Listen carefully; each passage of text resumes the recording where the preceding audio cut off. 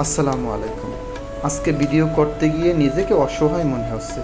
কারণ হলো আমার ফার্মের আমার পছন্দের একটি মুরগি আজকে মারা গেছে আপনার রানীক্ষেতে অ্যাটাক করে। আমি বাড়ি ছিলাম না তখন আর কি মুরগিটা অ্যাটাক করেছে। আমার বাসায় কেউ বুঝতে পারিনি। খুবই কষ্ট লাগতেছে। মুরগিটা পরে বাসায় গিয়ে দেখে ট্রিটমেন্ট দিয়েছি, কিন্তু আমি সময় পাইনি। মুরগিটা মারা গেছে। তারপর আমি মুরগিটা মাটি গর্ত খুঁজে তারপর মুরগিটা মাটি দিতেছি। খুবই কষ্ট লাগতেছে, যা বলে বোঝানো যাবে না, কাউকে বোঝানো যাবে না যে শখের একটি মুরগি যখন মারা যায়, মানে এত কষ্ট পেয়েছি। বাসায় আম্মু বলতেছে তুই এত মন খারাপ করিস না। মানে বলে বোঝানো যাবে না যে এই মুরগিটা আমার কত পছন্দ ছিল।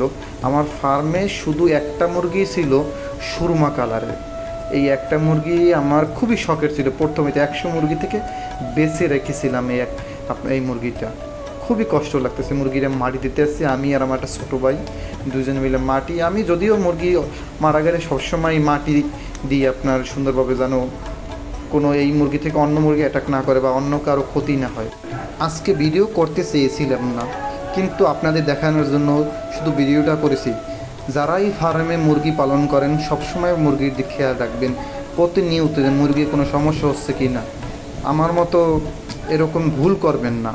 আমি যদিও ভুল করি না, কিন্তু আমি একটা জব করি, তো ওখানে চাকরিতে গিয়েছিলাম, বাড়ি ছিলাম না, কিছুই করার ছিল না। খুবই দুঃখ, খুবই